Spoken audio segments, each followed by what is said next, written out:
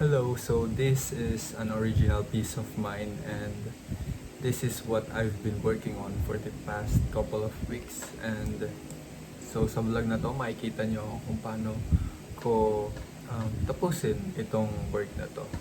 So, panoorin nyo na lang ako guys.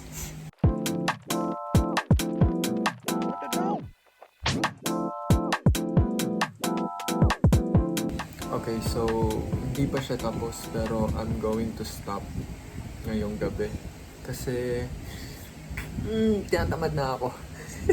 And yeah, maybe I'm going to continue it tomorrow. Okay, so here's the one I made for tonight. And yeah, katapos na naman siya and hopefully mapasa ko siya by June 30 naman. And by tomorrow, ipopolish ko yung flowers. Yan muna.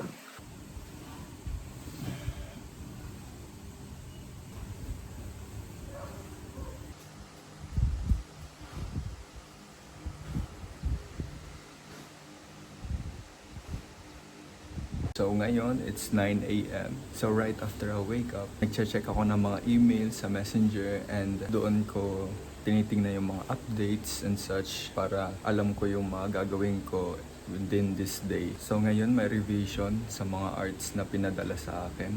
Ito munang gagawin ko ngayong umaga. So, hindi ko to gawa. Shout out doon sa gumawa ng art na to.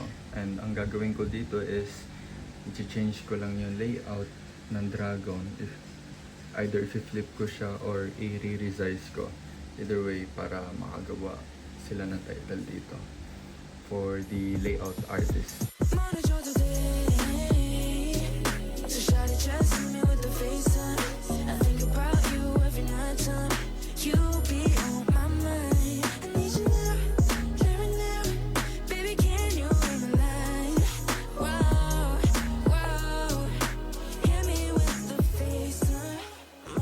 Okay, natapos ko na ang gawain ko and waiting na lang for approval. Kaya ngayon, kakain muna ako ng umagahan. It's 10:44 a.m. na and ngayon pala ako kakain ng brunch.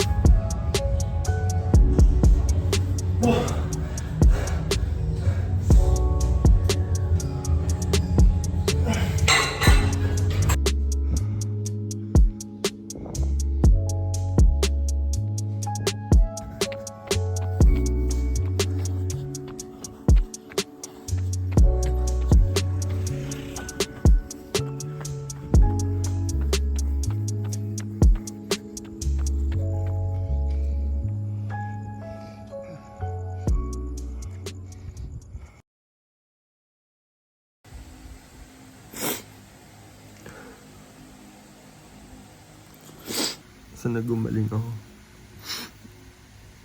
Ang hirap. Pogi ko talaga pag umiyak.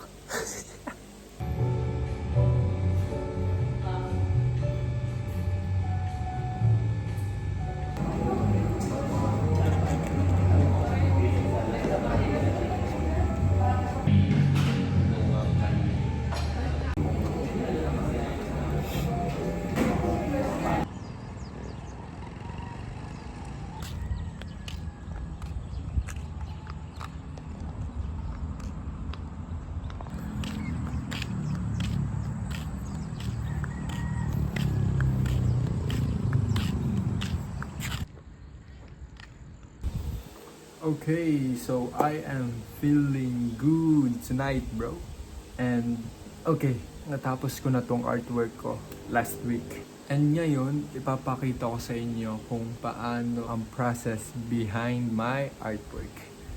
And here, So this is the first thing I did. Gumagawa ako ng concepts. And kung makikita nyo, may mga reference ako dito sa mga Pinterest. And so, kapag yan na gawa ko at least 3 different concept, dyan ko malalaman which is the best artwork.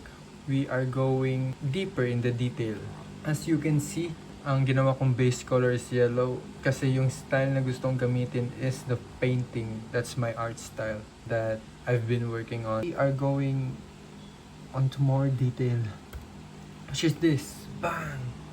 I'm sorry. I think I skipped a lot of explanation pero ito na lang yung na-save sa aking screenshots. Hindi pa ako tapos dito sa mga flowers. Kaya ito pa lang yung natatapos ko dito. And also, if mag-start kayo mag-painting ng colors, I think I'd recommend painting the background first. Kasi doon mo makikita yung balance between the subject and the background. We are going to put more details, which is this. Yeah. As you can see, there's not much details on the background kasi I just want to focus yung eye ng mga viewer into the subject. So yeah, kung makikita nyo, I did lightings here. So this is the before and after. Okay guys, so we're going to try to run at night and ma-finish ko ng 5 kilometro. And yeah, okay, so this is my outfit for tonight.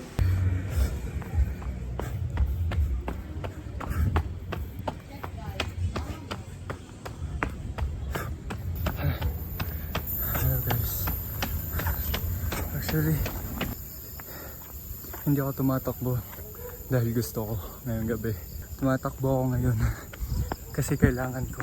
It sucks at first, pero I have to work on myself. Anyway,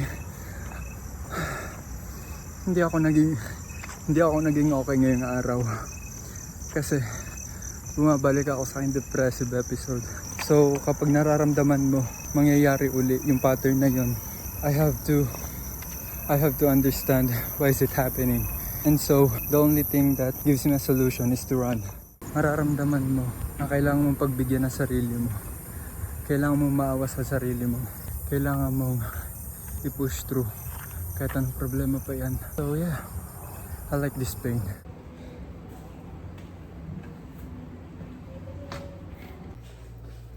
Okay, so marinated pork ang lulutuin natin for tonight. I don't know if you can see.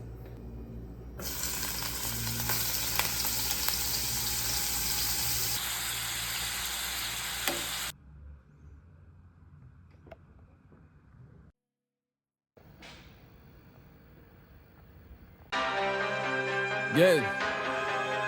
Okay. Yeah. 이 노래는 해금, yeah. 올라타봐 지금, yeah. 복작되는 리듬 어쩌면 이 또한 또 다른 흑음, yeah.